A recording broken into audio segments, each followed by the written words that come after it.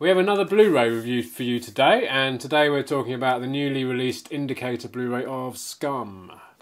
Who's the daddy now? Exactly, who is? So, yeah, if you haven't heard of it, it's an Alan Clarke film from, 40 years ago. God, is it really? Yeah, 1979, yeah, it's actually the 40th anniversary edition. So, yeah, it's sort of, about life in a borstal.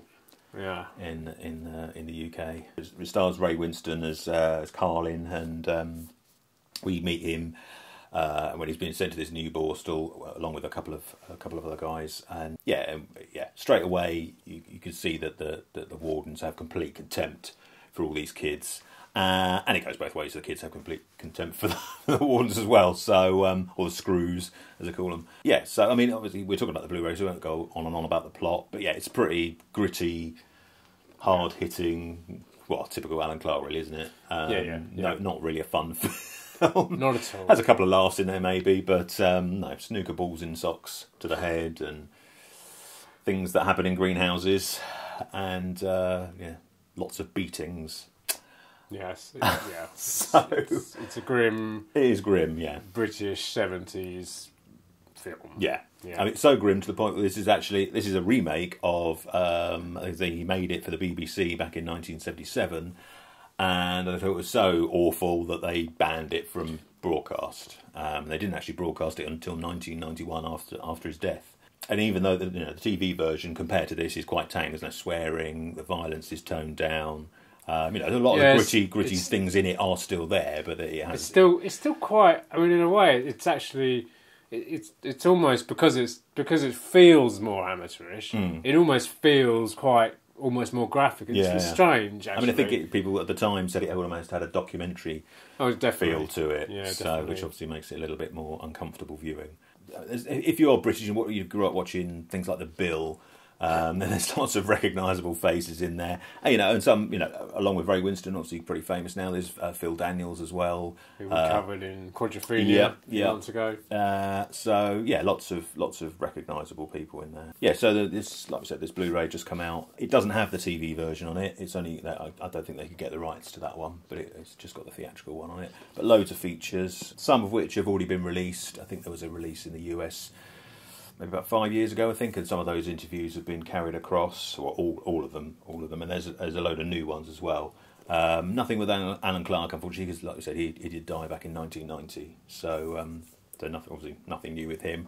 And there is a commentary with Ray Winstone and the film critic Nigel Floyd, which is has a few interesting nuggets in it. I mean, again, that's not particularly new. That was on a release a few years ago. But no, there's no sort of making ofs or anything like that. It's all just interviews after the fact, some of which were like I said, quite recent, others from sort of 10 or so years ago, or a little bit more recent. And but they do they give lots of background information. You've got interviews with the writers and the producers and some of the actors. There's even David Threlfall who played one of the characters in the TV series, who was then couldn't come back for the movie version, right, and was replaced. I mean, he was the one that was placed by Mick Ford. Yeah, Mick Ford's a great actor actually, and I think he's better.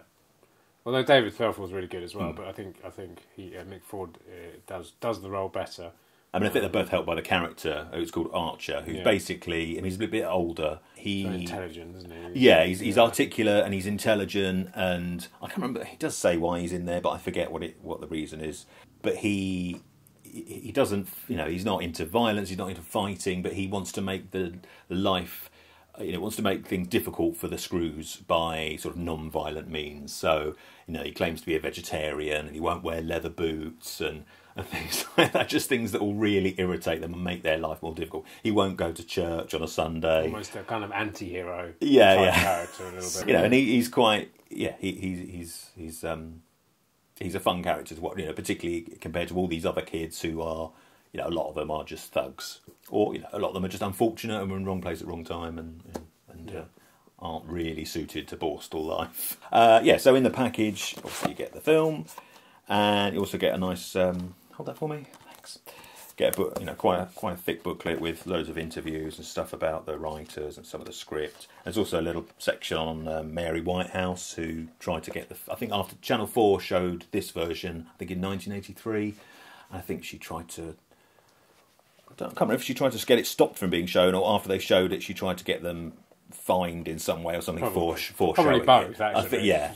I mean, if you don't know who she was around in the 80s and was a real sort of champion of morals, shall we say. So nothing awful could be shown on the TV. Nothing. So she had to go at everything. She was anti-everything, basically. Yeah. I mean, not only did we have the sort of video nasty thing going on, we had her as well, trying to control everything that we watched on the TV. I don't think she succeeded. So nice, loads of interesting stuff to read in there, and the obligatory poster with what's on the front and a different version on there. So nice pack from them there. It is a nice package. They're a good indicator. I like them. They put out some really interesting. They've done lots of films. We did The Last Detail, which was by them a few weeks ago. That we did, that's right, yeah. So they pick up some interesting stuff, and it looks good. Yeah, the picture's all fine. Obviously, it's a film of a certain age, filmed on a certain kind of course, film stock. But no, it looks perfectly fine. No problems with it. And I think it was a 2K restoration that was done a few years ago. I think for a release in America. I think Kino Lorber released it. I think it was back in about 2013. So I think it's the same version that they used, which is perfectly fine. So I mean, I don't think it could look much better. I don't know. Maybe if they scanned it at 4K, who knows? But no, it looks all good, and it was approved by the director of photography. So great, and it's got the original mono audio for mono fans out there. It has not been remixed for 5.1. I don't think you'd really want 5.1 for this film, to be honest. And it's also it's quite reasonably priced as well. It's only $17.99. So usually, Arrow and that release quite a few sets like this, and they're usually sort of around the £25 mark. So that was reasonably priced. Well, I might pick it up because obviously I haven't said anything yet. I'll say a little bit. I'm not going to say a lot because, like I said, this is a Blu-ray review, and I haven't seen this one yet. I have seen this film. I've seen this film 3 or 4 times.